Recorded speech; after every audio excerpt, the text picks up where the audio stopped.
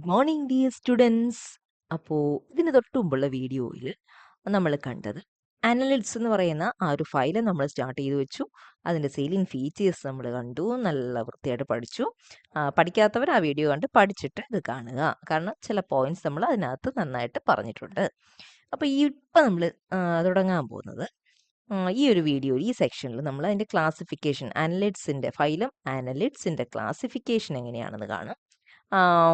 പിന്നെ നീറിസിനെ കുറിച്ച് നമ്മൾ പഠിക്കും. അതിനകത്ത് വരുന്ന ഒരു ഓർഗാനിസമാണ് അതിൻ്റെ ഒരു ക്ലാസ്സിൽ വരുന്ന അനലിറ്റ്സ് എന്ന് പറയുന്ന ഫൈലത്തിൻ്റെ ഒരു ക്ലാസ്സിൽ വരുന്ന ഓർഗാനിസമാണ് നീറിസ്. അതിനെക്കുറിച്ച് നമ്മൾ ഡീറ്റെയിൽ ആയിട്ട് ഈ വീഡിയോയിൽ പഠിക്കും. അപ്പോൾ ആദ്യം നമുക്ക് ക്ലാസിഫിക്കേഷൻ നോക്കാം. അനലിറ്റ്സിനെ 3 ക്ലാസ്സസ് ആയിട്ടാണ് തിരിച്ചിട്ടുള്ളത്. എന്തൊക്കെയാണ് ആ 3 ക്ലാസ്സസ് നോക്കിയ പേരുകൾ? പോളികീറ്റ, ഒളിഗോകീറ്റ, ഹിറുഡിനിയെ. പോളികീറ്റ, ഒളിഗോകീറ്റ, ഹിറുഡിനി. അപ്പോൾ നമുക്ക് ഓരോന്നിനെയും പഠിക്കണം. ഓരോന്നിൻ്റെയും ജനറൽ ഫീച്ചേഴ്സ് പഠിക്കണം, ഓരോന്നിനും എക്സാമ്പിൾ പഠിക്കണം. First class polychaeta. ആ പേരൊന്ന് നോക്കിയേ, പോളികീറ്റ. പോളി എന്ന് പറഞ്ഞു കഴിഞ്ഞാൽ ന്യൂമറസ് അല്ലേ, മെനി എന്നാണ്. കീറ്റ എന്ന് പറയുന്ന സ്ട്രക്ചർ ന്യൂമറസ് ആയിട്ടുള്ള ഓർഗാനിസമാണ് ഈ ഒരു ക്ലാസ്സിൽ വരുന്നത്.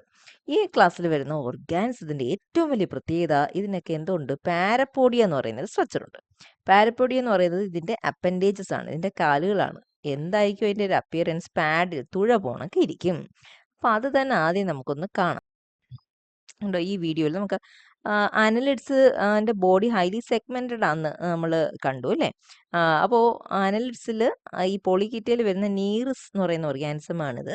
അപ്പോൾ ഓരോ സെഗ്മെന്റിന്റെയും കണ്ടോ ഇരുവശത്തുമായിട്ട് പാഡിൽ ലൈക്ക് സ്ട്രക്ചർ നിങ്ങൾ കാണുന്നില്ലേ, തന്നെയാണ് പാരപ്പോഡിയ എന്ന് പറയുന്നത്. ഇതാണ് അതിൻ്റെ ഏറ്റവും നോട്ടബിൾ ആയിട്ടുള്ള സ്ട്രൈക്കിംഗ് ആയിട്ടുള്ള ഒരു ക്യാരോ.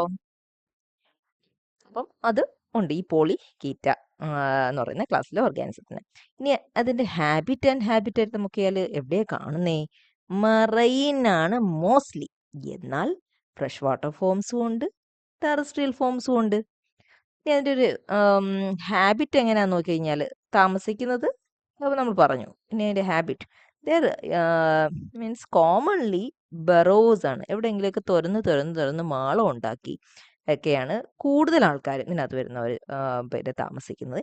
എന്നാൽ ക്രോൾ ചെയ്ത് പോകുന്നവരുണ്ട്, സ്വിം ചെയ്യുന്നവരുണ്ട്, ചില ട്യൂബ് സെക്രീറ്റ് എന്ന് വെച്ച് കഴിഞ്ഞാൽ ബോഡിയിൽ നിന്ന് എന്തെങ്കിലും ചില സെക്രീറ്റ് ചെയ്ത് ട്യൂബ് ഉണ്ടാക്കി അതിൻ്റെ ഉള്ളിൽ താമസിക്കുന്നവരുണ്ട്.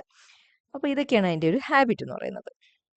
പിന്നെ അടുത്ത പോയിന്റ്, സെഗ്മെന്റേഷൻ ഉണ്ട്. അത് നമുക്കറിയാം, കാരണം അനലിറ്റ്സ് ആണ്. അനലിറ്റ്സിന്റെ ബോഡി സെഗ്മെന്റഡ് ആണ്. സോ സെഗ്മെന്റേഷൻ ഇവിടെയും ഉണ്ട്, പ്രസന്റ് ആണ്. ഈ പാരപ്പോഡിയ നമ്മൾ കണ്ടില്ലേ, പാരപ്പോഡിയ ഒരുപാടുള്ളത് കൊണ്ട് ഇതിനെ പോളികീറ്റ എന്ന് പറയുന്നുണ്ട്. അപ്പം നമുക്ക് മനസ്സിലായി, പാരപ്പോഡിയുമായിട്ട് ബന്ധപ്പെട്ട എന്തോ ഒരു സ്ട്രക്ചറാണ് ഈ കീറ്റ. അത് നമ്മൾ വഴിയെ കാണും. ഇപ്പം വിട്ടുകളയാം. ഇപ്പോൾ ബോഡിയിൽ ഒരുപാട് പാരപ്പോഡിയ ഉണ്ട്. അപ്പോൾ ആ പാരപ്പോഡിയയിൽ അസോസിയേറ്റ് ചെയ്ത ഏതോ ഒരു സ്ട്രക്ചർ, അപ്പോൾ അത് ഒരുപാടുണ്ട് അല്ലേ. അതുകൊണ്ട് ഇതിനെ പോളികീറ്റ എന്ന് പറയാം. സെൻസ് ഓർഗൻസിന്റെ കാര്യം എടുത്തു കഴിഞ്ഞാൽ വെൽ ഡെവലപ്ഡ് ആണ്. ഏതൊക്കെയാണ് സെൻസ് ചെയ്യാൻ വേണ്ടിയിട്ട് ഈ ഓർഗാനിസം ഉപയോഗിക്കുന്നത്? ഐസ് ഉണ്ട്, ആന്റീനാസ് ഉണ്ട്, ഇതൊക്കെ അറിയാലോ. സെൻസറി പാൽപ്സ്. ഈ സെൻസറി പാൽപ്സ് നിങ്ങൾക്ക് അത്രക്ക് കോമൺ ആയിട്ട് അറിയത്തില്ലായിരിക്കും. സെൻസറി പാൽപ്സ് എന്ന് വെച്ച് കഴിഞ്ഞാൽ ചില അപ്പൻഡേജസ് പോണൊക്കെ ഉള്ള ബോഡിയിൽ നിന്നുള്ള പ്രൊജക്ഷൻസ് ആണ് സെൻസേഷന് ഹെൽപ്പ് ചെയ്യുന്നത്. മനസ്സിലായോ? ജസ്റ്റ് ഒരു അപ്പൻഡേജ് എന്ന് പറഞ്ഞാൽ അറിയത്തില്ല, ഇങ്ങനെ ഇപ്പോൾ ഒരു ബോഡി ആണെങ്കിൽ അതിൽ നിന്ന് ജസ്റ്റ് ഒരു പ്രൊജക്ഷൻ.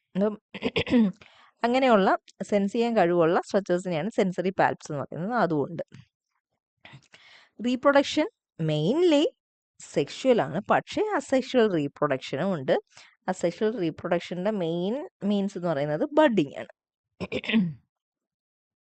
ദേ ആർ ഗോണോകോറിക് എന്ന് പറഞ്ഞാൽ എന്തുവാണ്? സെക്സസ് സെപ്പറേറ്റ് ആണ്, മെയിലും ഫീമെയിലും സെപ്പറേറ്റ് ആണ്. Mail means gonad, female gonad separate ഇൻഡിവിജ്വലിലാണ് കാണപ്പെടുന്നത്. ഇനി അടുത്തൊരു ഏറ്റവും വലിയ പ്രത്യേകത ഉണ്ടോ? ഇവർക്ക് പെർമനന്റ് സെക്സ് ഓർഗൻസ് ആബ്സെന്റ് ആണ്. കണ്ടോ? പെർമനന്റ് സെക്സ് ഓർഗൻസ് ഇവരിൽ ആബ്സെന്റ് ആണ്. അപ്പോൾ പിന്നെ എങ്ങനെയാണ് ഈ റീപ്രൊഡക്ഷൻ നടക്കുക? എങ്ങനെയാണ് ഈ ഗമേറ്റ്സ് ഒക്കെ റിലീസ് ചെയ്യുന്നത്? നോക്കി, ബ്രീഡിങ് സീസൺ വരുമ്പോൾ എന്ത് പറ്റും? ഗൊണാഡ്സ് ബോഡിയിൽ ഒരു സ്വെല്ലിംഗ് ആയിട്ട് അങ്ങോട്ട് വരും.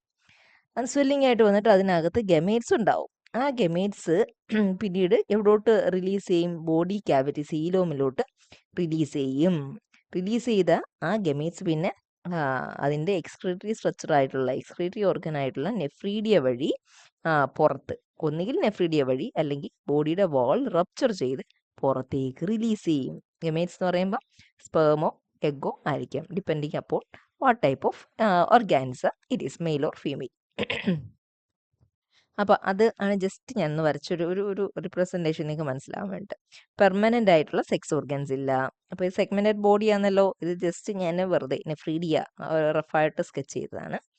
അപ്പോൾ നമുക്ക് നോക്കാം, ബ്രീഡിങ് സീസൺ വരുമ്പോഴത്തേക്ക് സ്വെല്ലിംഗ് ആയിട്ട് ഗൊണാഡ്സ് അപ്പിയർ ചെയ്യും. ഈ ഗൊണാഡ്സിൻ്റെ ഉള്ളിൽ എന്ത് ഡെവലപ്പ് ചെയ്യും? Gametes can be either egg or sperm. ഇപ്പോൾ ഇത് അപ്പിയറൻസ് വെച്ച് നമുക്ക് എഗ് എന്ന് പറയാം.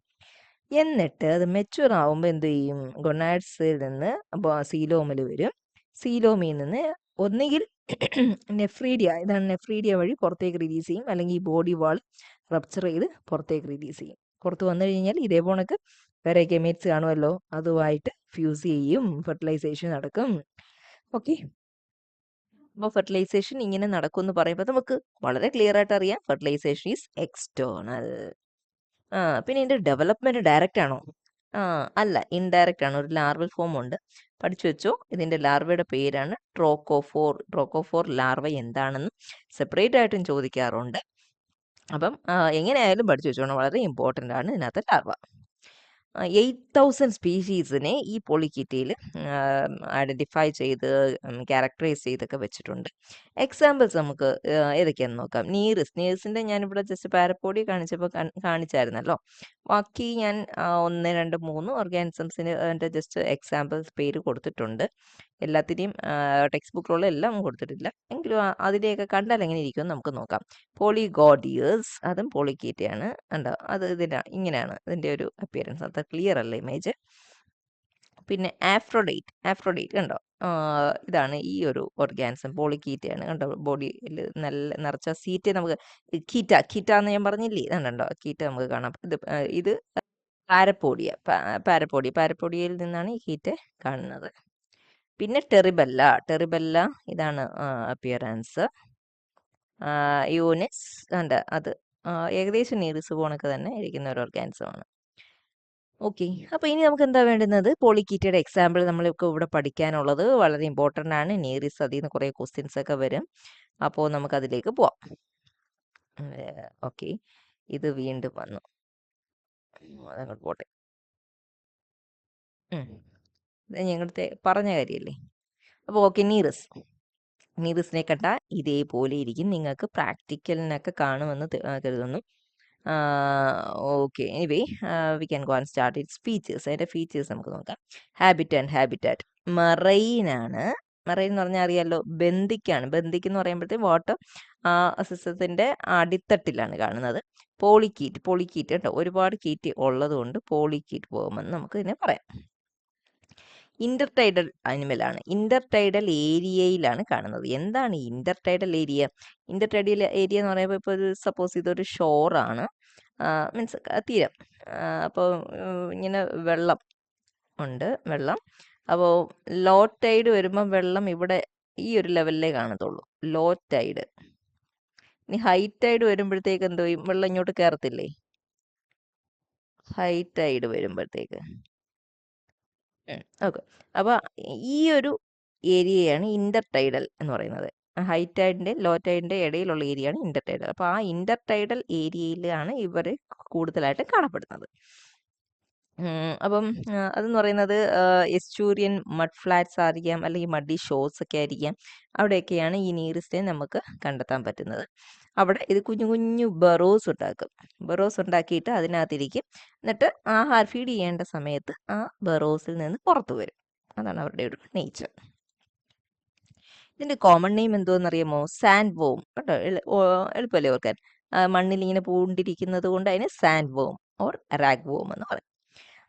ഇതിനെ ഈ മീൻപിടുത്തക്കാർ സാധാരണ എന്തുവാണ്, ഇരയായിട്ട് ഉപയോഗിക്കും. ബെയ്റ്റ്, മീനൊക്കെ പിടിക്കാൻ ഉള്ള ഇരയായിട്ട് ഉപയോഗിക്കുന്നുണ്ട് ഈ നീറിസിനെ.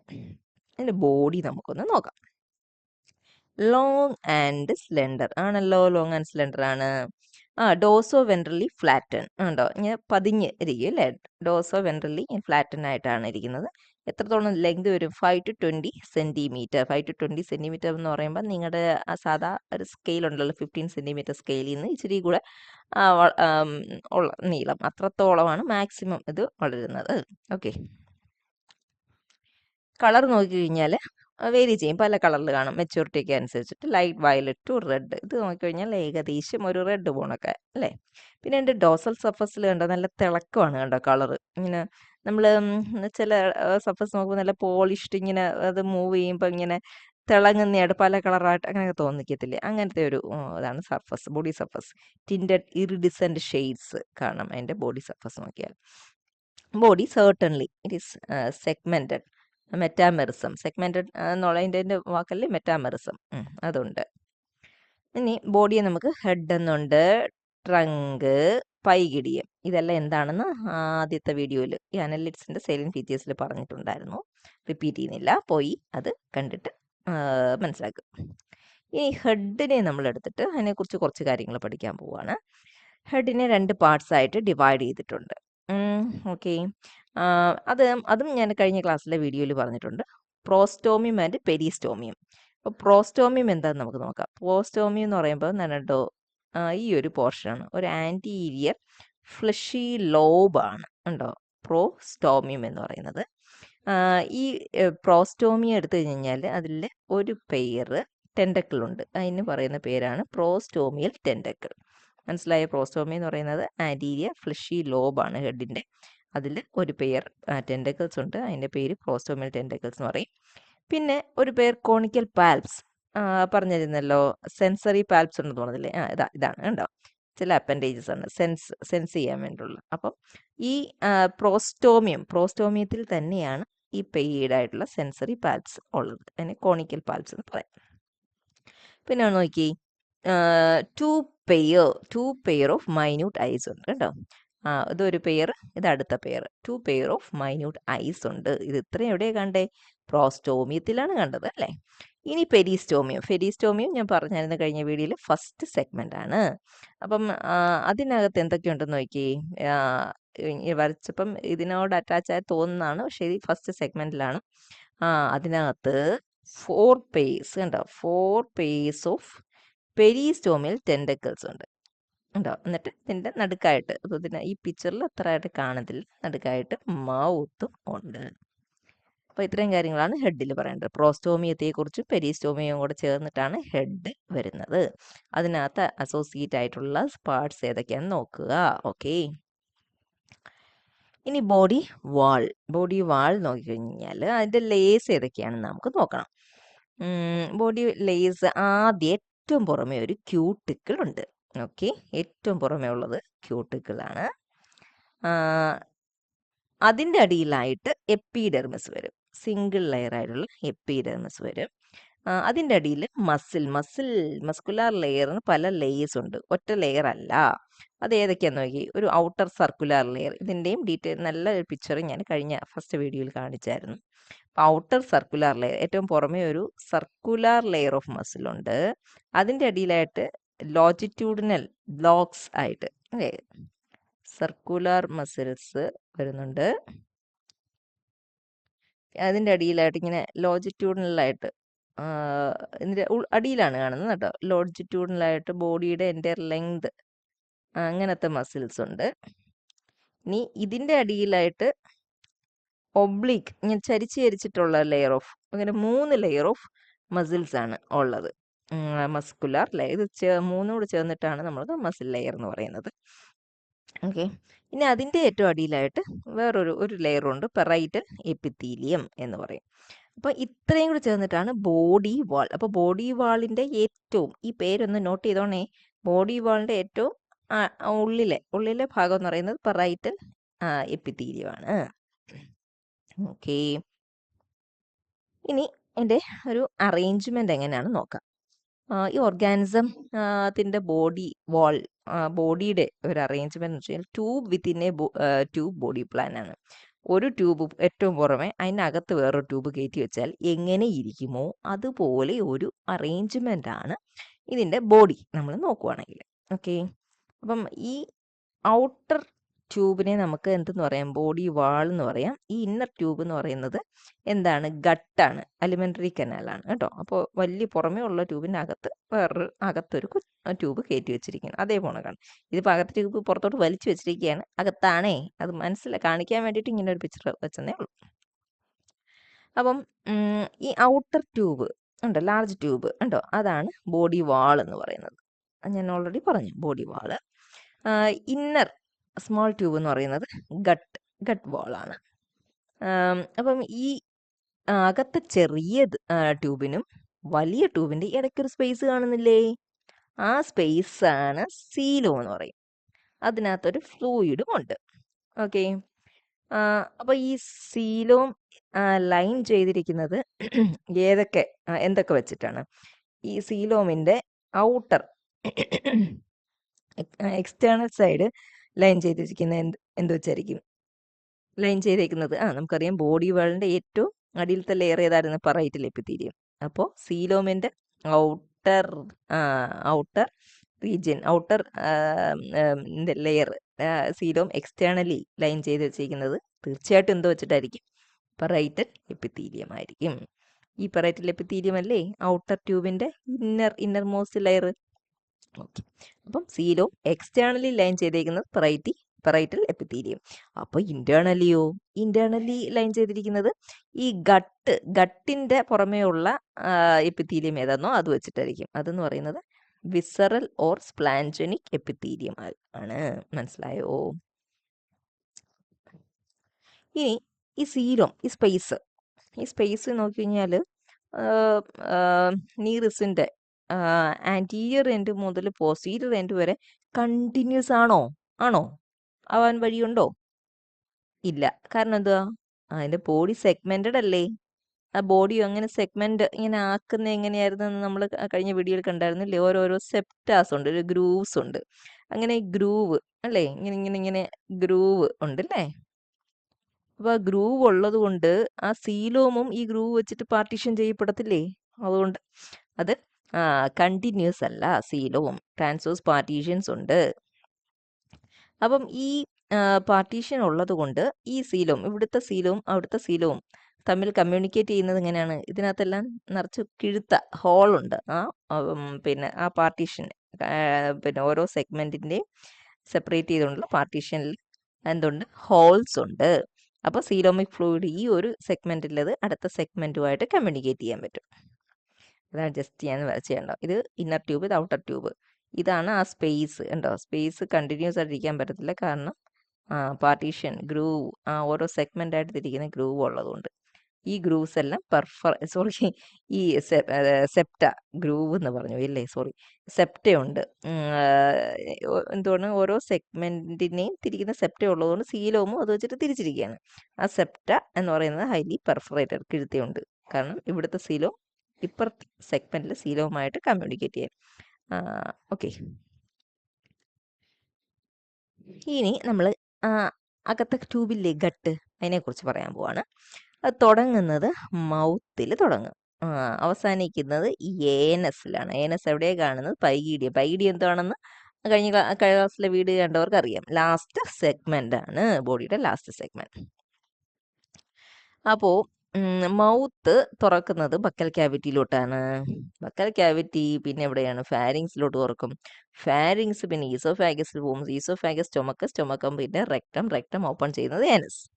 അങ്ങനെയാണ്. അപ്പം ഇത് പിന്നെ നീറിസിനുണ്ടല്ലോ, ഈ ബക്കൽ ക്യാവിറ്റിയും ഫാരിങ്സൂടെ ചേർന്നിട്ടൊരു പ്രൊബോസിസ് എന്ന് പറയുന്ന ഒരു സ്ട്രക്ചറായിട്ട് ഫോം ചെയ്യുന്നുണ്ട്, ബക്കൽ ക്യാവിറ്റിയും ഫാരിങ്സൂടെ. അപ്പോൾ അത് ആഹാരം കഴിക്കാൻ നേരത്തെ ഈ പുറത്തോട്ട് ഇവേർട്ട് ചെയ്യാൻ പറ്റും. മീൻസ് പുറത്തോട്ട് ഇവേർട്ട് ചെയ്യുന്ന പറഞ്ഞാൽ പുറത്തോട്ട് ഇങ്ങനെ പുറത്തോട്ട് തള്ളിക്കാൻ പറ്റും. മനസ്സിലായോ? അതാണ് ഞാൻ അടുത്ത പറയാൻ പോകുന്നത്. Buccal cavity and pharynx together forms proboscis. എന്നിട്ട് ഈ ഫാരിങ്സിൻ്റെ ഉള്ളിൽ 2 ജോസ് ഉണ്ട്. അതാണ് ഈ കാണിച്ചത്, 2 ജോസ് ഉണ്ട്. അപ്പോൾ ഇവേർട്ട് ചെയ്യുന്ന സമയത്ത് ഈ ജോസ് പുറത്ത് വരും, അപ്പോൾ അതിന് ഫീഡ് ചെയ്യാൻ പറ്റും. അപ്പോൾ ജോസ് ഉണ്ടോ, അതാണ് പറഞ്ഞിരിക്കുന്നത്. Jaws can be everted along with pharynx at the time of feeding. അപ്പോൾ അതാണ് അലിമെൻ്ററി കനാൽ. ഈ സർക്കുലേറ്ററി സിസ്റ്റം ക്ലോസ്ഡ് ടൈപ്പാണ്. ക്ലോസ്ഡ് ടൈപ്പ് എന്ന് പറയുമ്പം ബ്ലഡ് ഒഴുകുന്നത് ബ്ലഡ് വെസൽസിൽ കൂടിയാണ്. സെപ്പറേറ്റ് വെസൽസ് ഉണ്ട്, ബ്ലഡ് വെസൽസ് ഉണ്ട്. എക്സ്ക്രീഷൻ നെഫ്രീഡിയ വഴിയാണ്. ഓരോ സെഗ്മെൻറ്റിനും ഓരോ പെയർ ഓഫ് നെഫ്രീഡിയ ഉണ്ട്. അത് ഞാൻ പിക്ചർ കാണിച്ചായിരുന്നു. നെർവസ് സിസ്റ്റം പറയുകയാണെങ്കിൽ നെർവസ് സിസ്റ്റത്തിൻ്റെ പ്രത്യേകത ഒരു ആൻറ്റീരിയർ സെറിബ്രൽ ഗാംഗ്ലിയ ബ്രെയിൻ ഉണ്ട്. പിന്നെ ഡബിൾ വെൻട്രൽ ഗാംഗ്ലിയോനേറ്റഡ് നെർവ് കോഡ്. ഇതിൻ്റെയും പിക്ചറും എല്ലാം കഴിഞ്ഞ വീഡിയോയിൽ കാണിച്ചതാണ് നെർവസ് സിസ്റ്റം.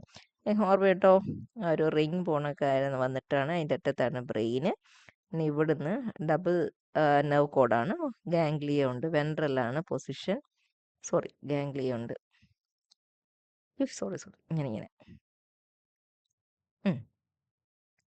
ഓക്കെ. ഇതിൻ്റെ മുകളിലായിട്ട് വരും ഗട്ട്, അതായത് അലിമെൻ്ററി കനാൽ. അങ്ങനെ. അപ്പോൾ ഇത് കഴിഞ്ഞ വീഡിയോയിൽ കാണിച്ചുകൊണ്ടാണ് ഞാൻ ജസ്റ്റ് റഫായിട്ട് ഇങ്ങനെ ഒന്ന് സ്കെച്ച് ചെയ്തതേ ഉള്ളൂ. റീപ്രൊഡക്ഷൻ എങ്ങനെയാണ്? ഗോണോകോറിക് ആണല്ലോ ഈ ഓർഗാനിസം. സെക്സസ് സെപ്പറേറ്റ് ആണ്, മെയിൽ ഫീമെയിൽ സെപ്പറേറ്റ് ആണ്. പിന്നെ ഇതിൽ ഗൊണാഡ്സ് ഇല്ല എന്ന് പറഞ്ഞു. തൊട്ട് മുമ്പത്തെ സ്ലൈഡിൽ കാണിച്ചില്ലേ, റീപ്രൊഡക്ഷൻ സമയത്ത് ഒരു സ്വെല്ലിങ് പോണക്ക് ഗൊണാഡ് വരും. ഗൊണാഡ് വന്നിട്ട് അവിടെ തന്നെ ഗൊണാഡ് വന്നിട്ട് അതിൽ ഗമേറ്റ് ഉണ്ടായിട്ട് ഗമേറ്റ്സ് റിലീസ് ചെയ്തിട്ട് നെഫ്രീഡിയ വഴിയോ ബോഡി വാൾ റപ്ചർ ചെയ്തോ റിലീസ് ചെയ്യും. അങ്ങനെയാണ് അതിൻ്റെ റീപ്രൊഡക്ഷൻ. ഫെർട്ടിലൈസേഷൻ എക്സ്റ്റേണൽ, പുറത്ത് വന്നു കഴിഞ്ഞ് കഴിഞ്ഞാൽ ഇതേപോലെ ഇനി ഒരു സ്പേം വന്നു കഴിഞ്ഞ് കഴിഞ്ഞാൽ ഇത് രണ്ടും കൂടെ ഫ്യൂസ് ചെയ്തിട്ട് ഏത് ട്രോക്കോഫോർ ലാർവ ഉണ്ടാവും. പിന്നെ അത് എന്തായിട്ട് മാറും? നീറിസ്.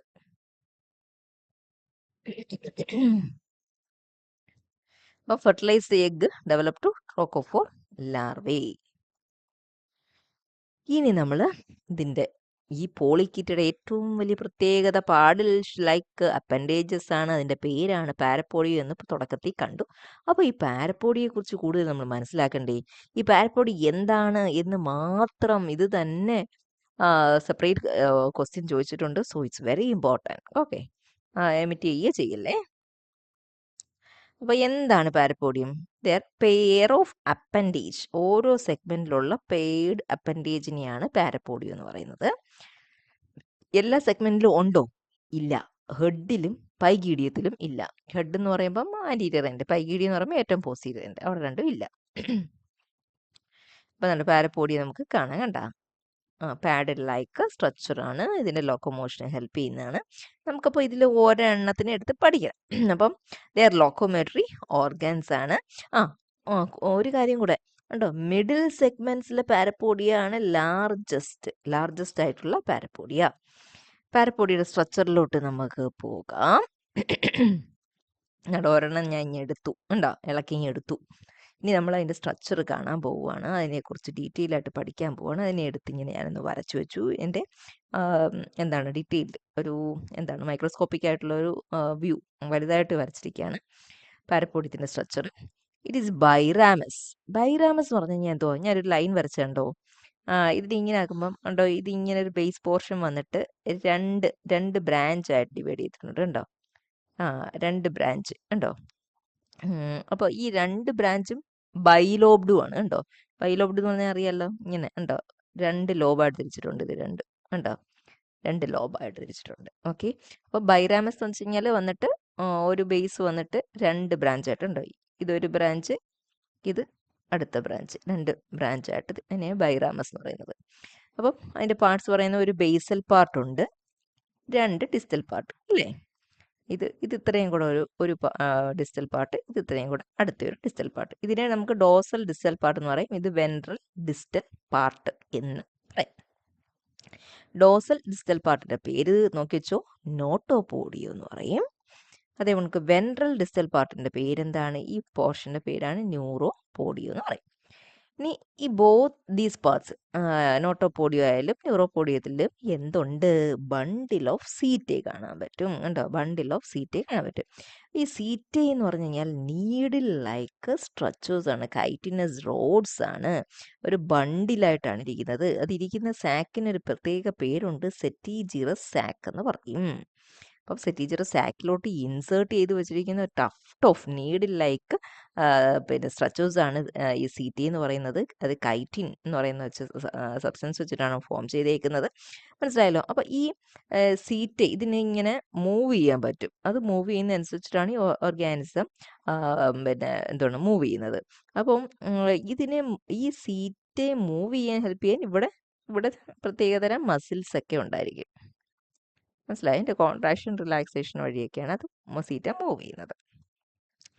ഇനി ഈ സീറ്റുകളിൽ ഒരു സീറ്റ് എന്ന് പറയുന്നത് ഭയങ്കര കട്ടിയുള്ളതും നീളം കൂടിയതുമാണ്. അതിനൊരു പ്രത്യേക പേരുണ്ട്, നോട്ട് ചെയ്ത് വെച്ചു, അസിക്കുലം. അസിക്കുലം എന്നാണ് ആ കട്ടി കൂടിയ നീളം കൂടിയ ഒരു റോട്ട് ലൈക്ക് ഡാർക്ക് ആയിട്ടുള്ള സീറ്റയ്ക്ക് പറയുന്ന പേര്. ഇനി ഈ നോട്ടോപോഡിയത്തിലും ഉണ്ടോ അതേ കണക്ക് ന്യൂറോപോഡിയത്തിലും ചെറിയ ടെൻഡക്കിൾ പോണക്ക് ഒരു സ്ട്രക്ചർ ഉണ്ട്. അപ്പോൾ നോട്ടോപോഡിയത്തിലുള്ളത് ഡോസൽ സൈഡ് ആയതുകൊണ്ട് അതിനെ ഡോസൽ സിറസ് എന്ന് പറയും.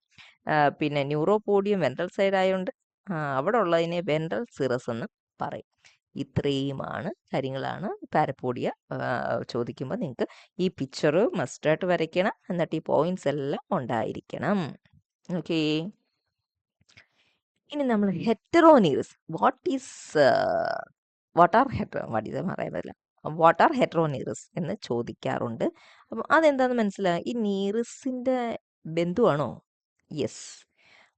നീറിസിന്റെ ലൈഫ് സൈക്കിളിലെ ഒരു സ്റ്റേജ് ആണ് ഹെറ്ററോനീറിസ് എന്ന് പറഞ്ഞു കഴിഞ്ഞാൽ. നോക്കി, it is A sexually mature stage. കണ്ടോ? നീറിസ് പ്രായപൂർത്തിയായി റീപ്രൊഡക്റ്റീവ് സ്റ്റേജ് എത്തുമ്പോൾ അതിനെ പറയുന്ന പേരാണ് ഹെറ്ററോനീറിസ് എന്ന് പറയുന്നത്. റീപ്രൊഡക്റ്റീവ് സ്റ്റേജ് ആണ്. അപ്പം ഈ ഒരു സ്റ്റേജിൽ എത്തുന്ന അപ്പോൾ റീപ്രൊഡക്റ്റീവ് സ്റ്റേജിൽ എത്തുന്ന ഒരു പ്രോസസ്സ് ഉണ്ട്. അതിൻ്റെ പേരാണ് എപ്പിടോക്കി എന്ന് പറയും. എപ്പിടോക്കി എന്ന് പറയുമ്പോഴത്തേക്ക് ഈ നീറിസ് ഫോമിൽ നിന്ന് ഹെറ്ററോനീറിസ് ഫോമിൽ എത്തുമ്പോഴത്തേക്ക് കുറേ മോർഫോളജിക്കൽ ആൻഡ് ഫിസിയോളജിക്കൽ ചേഞ്ചസ് അതിൻ്റെ ബോഡിയിൽ നടക്കാറുണ്ട്. കേട്ടോ? എപ്പിടോക്കിയെ കുറിച്ച് നമുക്ക് പഠിക്കാം, ആ ഒരു പ്രോസസ്സ്. കേട്ടോ? ഹെറ്ററോനീറിസിൻ്റെ പിക്ചറാണ് കൊടുത്തിരിക്കുന്നത്. എന്താണ് എപ്പിടോക്കി? ആ പ്രോസസ്സ് എന്താണ്? റീപ്രൊഡക്റ്റീവ് സ്റ്റേജ് എത്തുമ്പോഴത്തേക്ക് നീറിസിൻ്റെ ബോഡി 2 ഡിസ്റ്റിങ്ക്ട് റീജിയൻസ് ആയിട്ട് അങ്ങ് മോഡിഫൈ ചെയ്യപ്പെടും. മനസ്സിലായോ?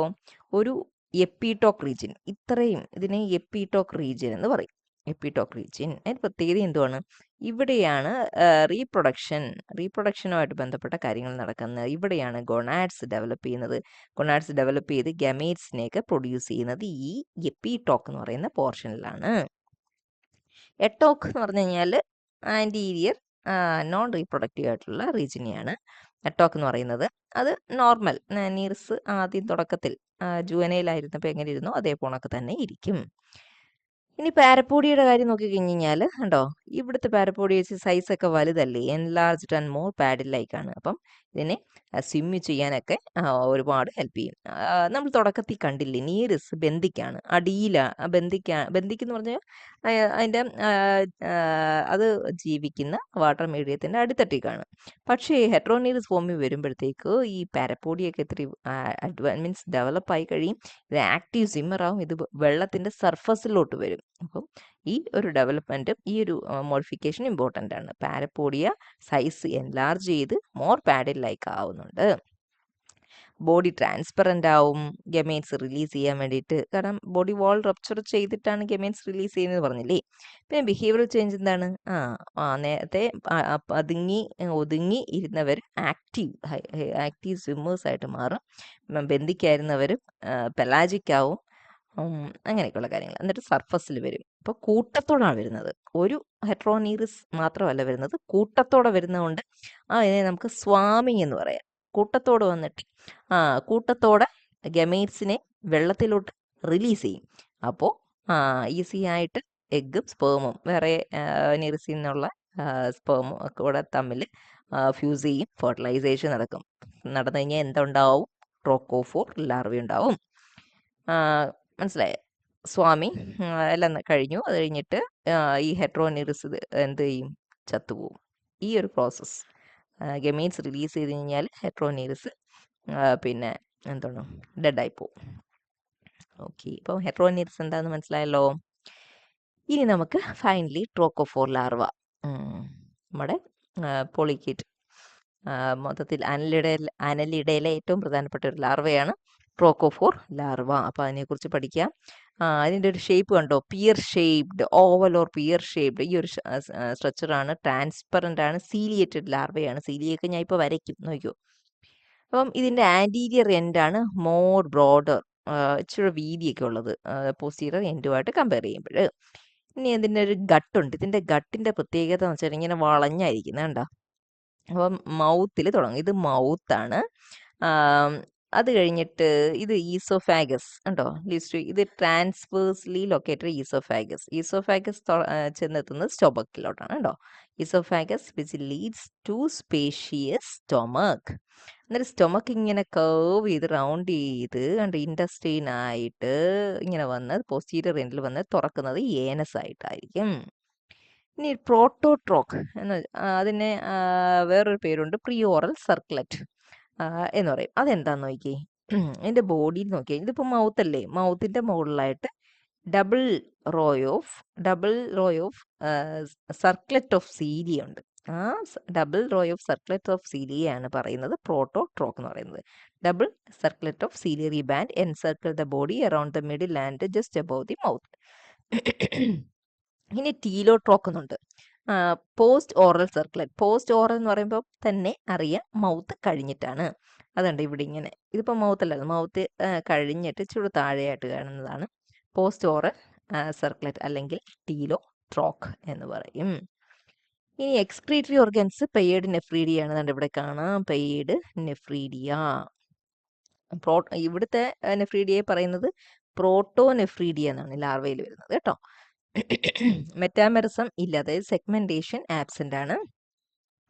സെൻസ് ഓർഗൻ നോക്കിക്കഴിഞ്ഞാൽ നോക്കി, അതിന്റെ അപ്പെക്സിലും ഉണ്ട് പോസ്റ്റീരിയറിലും ഉണ്ട് കേട്ടോ. അത് സെൻസ് ഓർഗന്റെ പേരാണ് sensory plate, apical sensory plate ആണ്. അതിലൊരു ടഫ്റ്റ് ഓഫ് അപ്പിക്കൽ സീലിയയും കാണാം. അതുകൊണ്ടൊക്കെ പോസ്റ്റീരിയർ എൻഡ് ലോവർ മോസ്റ്റ് റീജിയനിൽ മീൻസ് പോസ്റ്റീരിയർ എൻഡിൽ ഒരു ടഫ്റ്റ് ഓഫ് സീലിയ ഉണ്ട്. അതിനെ ഏനൽ ടഫ്റ്റ് ഓഫ് സീലിയ എന്ന് പറയും. അപ്പം ഇത്രയൊക്കെയാണ് അതിൻ്റെ ജനറൽ ആയിട്ടുള്ള ഒരു features.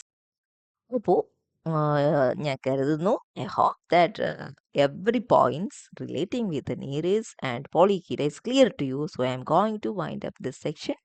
Thank you. I'm an icon, man. Ain't my girl about a 10.